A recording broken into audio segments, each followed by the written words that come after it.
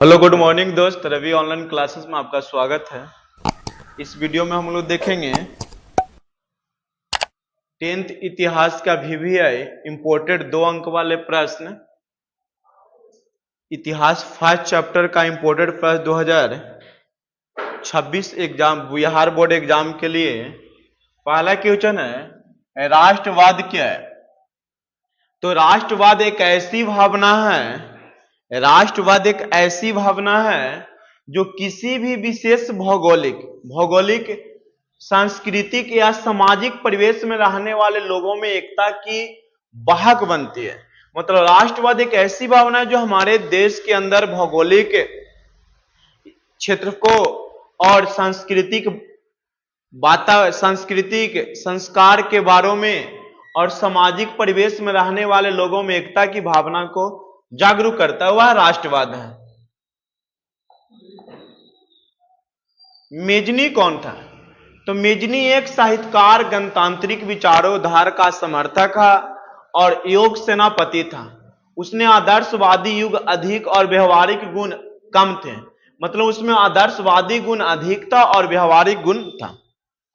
Young Italy तथा young Europe नामक संस्था का गठन मेजनी ने ही किया था। यंग इटली तथा यंग यूरोप नामक संस्था का गठन किसने किया था? तो मेजनी ने ही किया था।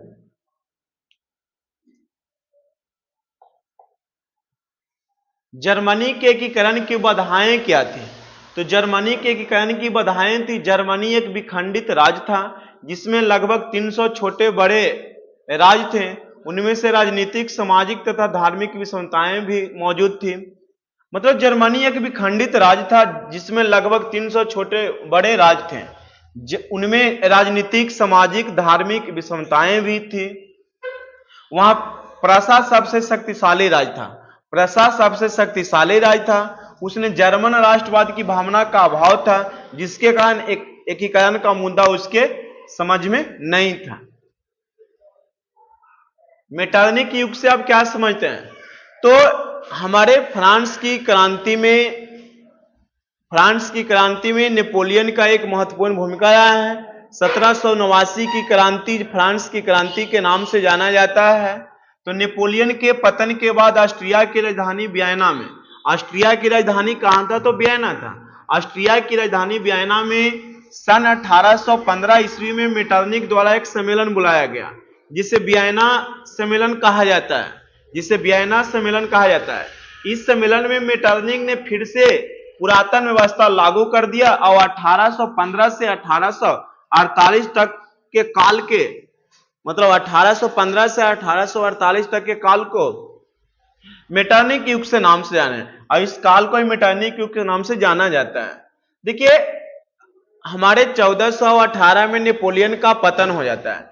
नेपोलियन के पतन के बाद ऑस्ट्रिया की राजधानी वियना में 1815 ईस्वी में मेटरनिक द्वारा एक सम्मेलन बुलाया गया, जिसे वियना सम्मेलन कहा जाता था। इस सम्मेलन में मेटरनिक ने फिर से अपना पुरातन व्यवस्था लागू कर दिया गया, और 1815 से 1848 के बीच के जो काल समय अवधि रहा, उसे मेटरनिक युग से नाम से जाना जाता है। 1848 के फ्रांसीसी क्रांति के कारण क्या थे? तो 1848 के फ्रांसीसी क्रांति के कारण थे, लुई फिलिप एक उत्तरवादी शासक थे। लुई फिलिप एक उत्तरवादी शासक थे, लेकिन वह महत्वाकांक्षी था। उसने अपने विरोधियों को खुश करने के लिए स्वर्णिम मध्यवर्गीय नीति का अवलंबन किया था। स्वर्णिम मध्यवर्गीय नीति का अवलंबन किया। 1840 ईस्वी में गिजो को प्रधानमंत्री बना दिया। 1840 ईस्वी में उन्होंने 1840 में गिजो को प्रधानमंत्री बना दिया, जो कट्टर प्रतिक्रियावादी था और किसी भी के वैधानिक, सामाजिक एवं आर्थिक सुधारों के विरोधी था। लुई फिलिप ने पूंजीपति वर्ग को अपने साथ रखना पसंद किया। लुई फिलिप था जो पूंजीपतियों वर्ग को अपने साथ रखने के सक्षम रखा, जिसे शासन के कार्य में अभिरुचि नहीं था। उसके शासन काल में भूखमरी और बेरोजगारी व्याप्त होने लगी। इसी कारण 1848 की क्रांति के नाम से जाना जाता है। आप लोग की छुट्टी है 11th वाले के। तो 1848 के फ्रांसीसी क्रांति क्या था? तो लुई फेलिक्स उत्तरवादी शासक था, लेकिन वह महत्वाकांक्षी था, लेकिन उसने अपने विरोधियों को खुश रखने के लिए स्वर्णिम महत्ववर्गीय नीति का अवलंबन किया। 1840 में गिज्जो को प्रधानमंत्री बना दिया, जो कट्टर प्रतिक्रियावादी था। गिज्जो एक कट्टर प्रतिक्रियावादी शासक था। कहा जाता है किसी भी तरह वैधानिक, सामाजिक एवं आर्थिक सुधारों के विरोधी था। लुई फिलिप पूंजीपति वर्ग को अपने साथ रखना पसंद किया, जिसे शासन के कार्य के अभिरुचि नहीं था। उसके शासन काल में भूखमरी और बेरोजगारी व्याप्त होने लगी। इसी कारण 1848 की क्रांति के नाम से जाना जाता है।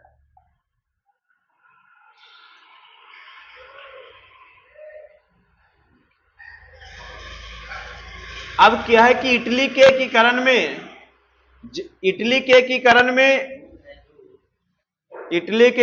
में ऑस्ट्रिया की भूमिका क्या थी?